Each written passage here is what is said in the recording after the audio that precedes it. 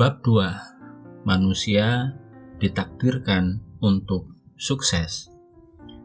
There are only two ways to live your life.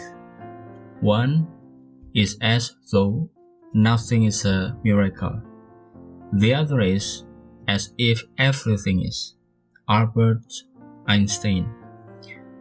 Pembaca, saya yakin ada di antara Anda yang kurang setuju dengan judul bab ini. Mungkin ada yang berkata, masa manusia ditakdirkan sukses? Tahu dari mana? Emangnya sudah menghubungi Tuhan, sehingga yakin bahwa manusia ditakdirkan untuk sukses? Takdir itu urusan Tuhan, manusia nggak ikut-ikut. Saya setuju sekali dengan pernyataan di atas, namun tahukah Anda, kita lebih baik meyakini bahwa takdir manusia selalu baik. Nasiblah yang belum tentu baik. Lah, apa bedanya? Begini, walaupun takdir kita baik, nasib kita memang bisa saja jelek atau kurang baik. Saya yakin sekali bahwa nasib justru ditentukan oleh manusia. Jadi tugas kitalah menjalani hidup secara benar, sehingga nasib kita bisa segaris dengan takdir kita. Mungkin Anda tetap bersikeras, Pak, takdir dan nasib itu urusan Tuhan. Harap bersabar saat ini, terus membaca saja dulu. Nanti Anda akan memahami mengapa saya sampai pada kesimpulan bahwa takdir kita selalu baik dan nasib belum tentu selalu baik, walaupun kita selalu ingin bernasib baik. Keajaiban penciptaan. Pembaca, tahukah Anda bahwa sebelum menjadi manusia, saat belum menjadi apa-apa, saat masih dalam bentuk potensi atau bakal manusia, kita sudah luar biasa. Kita ditakdirkan untuk sukses. Tidak percaya? Begini, Anda tahu bagaimana proses terjadinya pembuahan? Kehamilan terjadi saat satu sperma yang berisi kromosom X atau Y berhasil menerobos dinding sel telur atau zona pellucida. Muatan kromosom itu menentukan jenis kelamin yang tercipta. Sel telur berisi kromosom X. Bila yang masuk adalah sperma dengan muatan kromosom X, akan tercipta manusia berjenis kelamin perempuan. Sedangkan bila yang berhasil menembus masuk adalah sperma dengan muatan kromosom Y, akan tercipta manusia berjenis kelamin laki-laki. Apakah sesederhana ini? Oh, tidak. Prosesnya luar biasa. Berikut saya ceritakan bagaimana proses terjadinya pembuahan. Saat terjadi ejakulasi, seorang pria normal akan menyemprotkan sekitar 200-400 juta sel sperma ke dalam tubuh wanita, tepatnya ke dalam leher rahim. Sperma ini dengan semangat tinggi beramai-ramai, berenang, berlomba untuk semakin masuk ke dalam mencari sel telur. Mereka yang bentuknya seperti kecepong, anak katak yang tampak tidak tahu apa-apa, ini ternyata telah punya satu tujuan yang sangat spesifik, yaitu menemukan sel telur dimanapun berada, menembus dinding sel itu dan ujung-ujungnya hanya satu, melakukan pembuahan. Jika ukurannya disamakan dengan tinggi tubuh manusia, untuk bisa mencapai sel telur, sperma harus menempuh jarak yang cukup jauh, yaitu setara dengan 14 km. Setelah berenang tanpa kena lelah dengan menggoyangkan ekornya, tinggal beberapa ratus sperma yang bisa bertemu dengan sel telur. Tampak bahwa hanya sperma yang punya kekuatan luar biasa yang bisa bertahan hingga titik terakhir. Ratusan sperma yang masih tersisa ini selanjutnya melakukan dalam tanda kutip pengeroyokan terhadap sel telur. Semua berusaha menembus dinding sel telur. Semua bekerja keras tanpa kena lelah. Namun hanya satu yang akan berhasil. Begitu yang satu ini berhasil menembus, yang masuk adalah kepalanya, sedangkan ekornya tertinggal di luar. Terjadilah pembuahan. Dinding sel telur kemudian mengeras sehingga sperma lain tidak bisa masuk dan mati. Sperma yang berhasil masuk adalah yang paling kuat, dahsyat, dan luar biasa. Pembaca, sejujurnya saya heran dan takjub saat membaca dan menyaksikan video mengenai proses pembuahan. Yang ada di pikiran saya adalah siapa yang mengajari sel sperma itu untuk terus berenang ke dalam mencari sel telur. Kok tidak berenang keluar. Lalu siapa yang menetapkan target bahwa sel sperma harus berenang, menemukan, dan membuahi sel telur? Otak manusia tidak bisa menjawab pertanyaan yang sangat sederhana ini. Namun kita yakin bahwa semua telah diatur.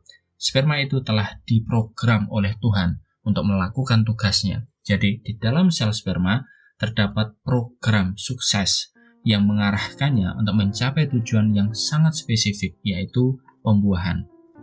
Pembaca, sadarkah Anda bahwa Anda berasal dari satu sel telur dan satu sel sperma yang begitu luar biasa dan berhasil mengalahkan sekitar 200 sampai 400 juta calon saudara Anda lainnya?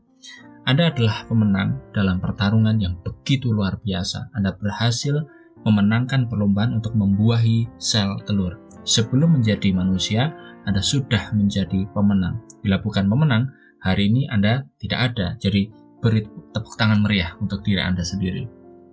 Selain itu, tahukah Anda bahwa Sang Hidup juga telah menuliskan program khusus untuk menjalankan semua fungsi tubuh yang bersifat otonom seperti kerja jantung, pernafasan, sistem kekebalan tubuh, pencernaan, hormon, dan masih banyak lagi. Dan program khusus tersebut punya satu tujuan spesifik, yaitu membuat manusia bisa beroperasi secara maksimal dalam menjalani kehidupannya.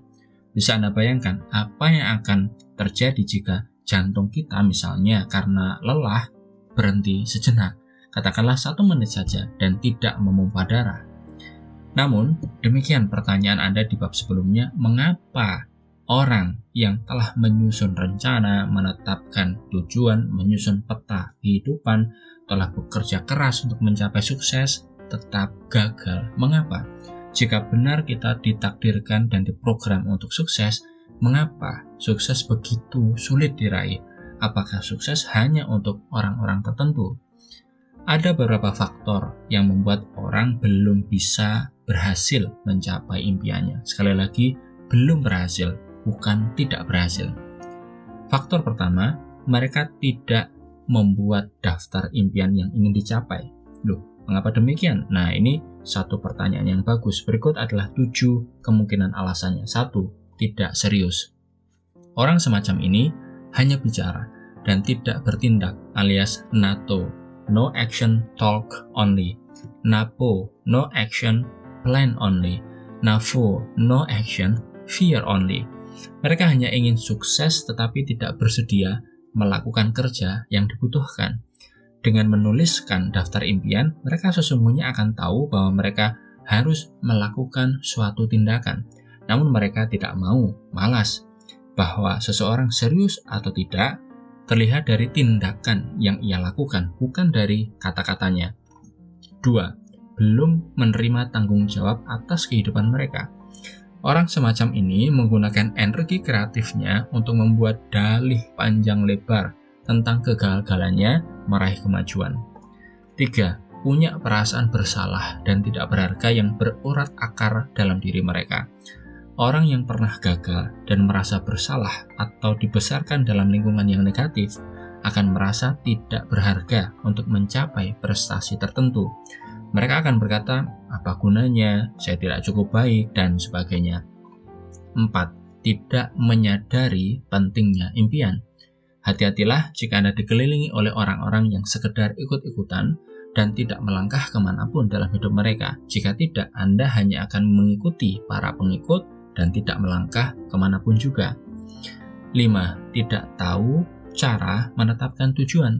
Pasalnya mereka tidak pernah menerima petunjuk yang benar tentang bagaimana caranya. Atau lebih celakanya lagi, mereka merasa sudah tahu caranya padahal salah. Hidup orang semacam ini sesungguhnya ada dalam bahaya besar. 6. Takut ditolak atau dikritik. Ketakutan ini bisa bersumber dari masa pertumbuhan kita di masa kecil. Mungkin pada saat itu kita pernah gagal atau tidak berprestasi seperti yang diharapkan oleh orang tua kita, yang kemudian mengkritik kita. Rasa sakit ini bisa terbawa terus hingga dewasa dan bisa menjadi penghalang kita.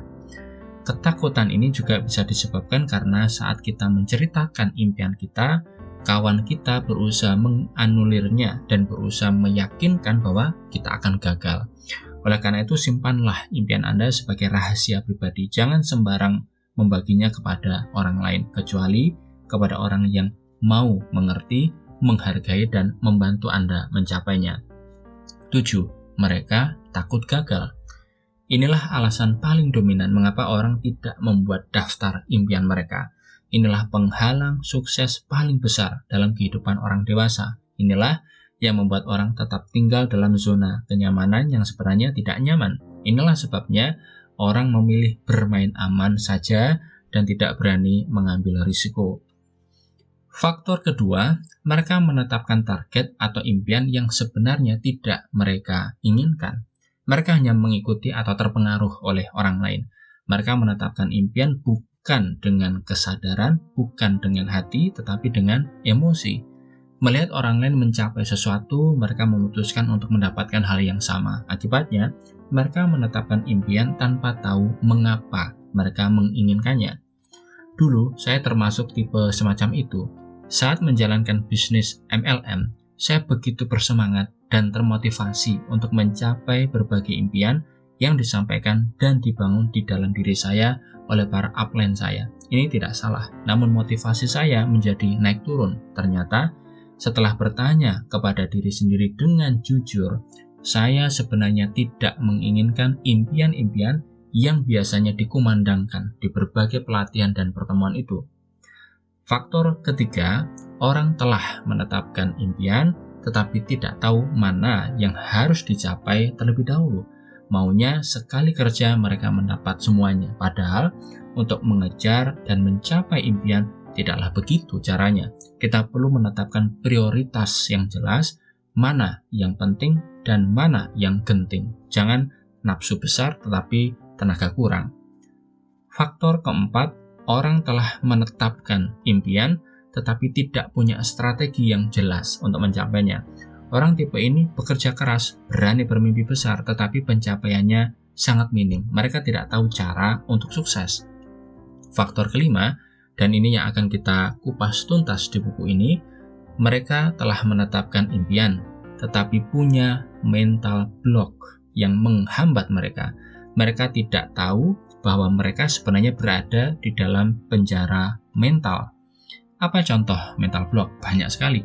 Anda pasti pernah mengalaminya. Coba Anda ingat-ingat kembali, apakah setelah menetapkan target tertentu, sekalipun bertekad penuh dan komit untuk bekerja keras, Anda pernah merasakan sesuatu yang tidak enak di hati, atau Anda sering menunda-nunda, merasa malas, atau sering lupa mengerjakan hal yang seharusnya. Itulah beberapa contohnya.